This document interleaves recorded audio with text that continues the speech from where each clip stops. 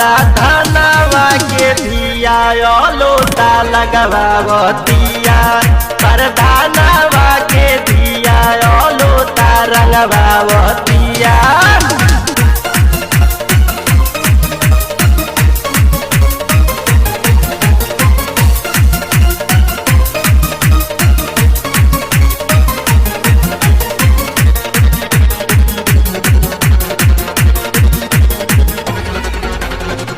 देखी लिहनी चुप के से हम तालुका के डालत रहे रंग एगो लहंगा उठा के।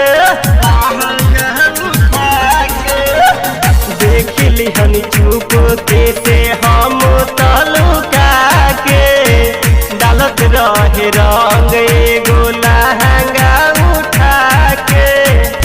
हथवा से अपना खियावत रहुए पुआ, हथवा से अपना खियावत रहुए पुआ पर मुखावा के धिया लोटा लगवावतिया पर मुखावा के धिया लोटा रंगवावतिया।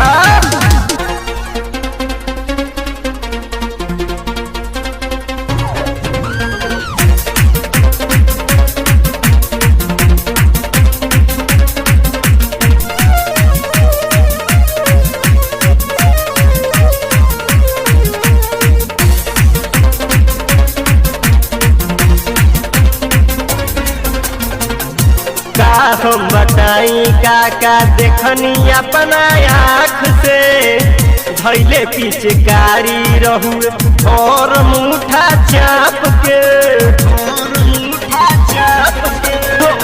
का हम बताई काका देखनी अपना आँख से धैले पिचकारी रहुए और मुठा चाप के।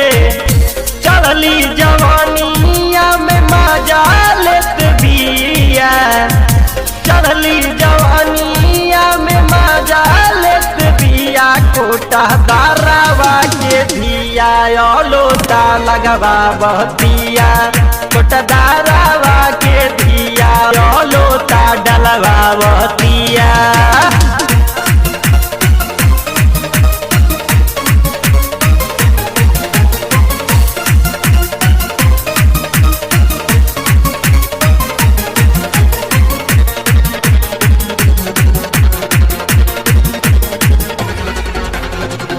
एलसी परवीन के हम देखनी ओकरा साथ में अनुपय अकेला रंगले जाके ओके रात में आही दादा। एलसी परवीन के हम देखनी ओकरा साथ में अनुपय अकेला रंगले जाके ओके रात में। अंकु के कहतिया बनिहे हमर पिया टी करके कहतिया बनिहे हमर पिया पारा धनवा के धिया कृष्णा से रंगवावतिया पारा धनवा के धिया मकू से रंगवावतिया।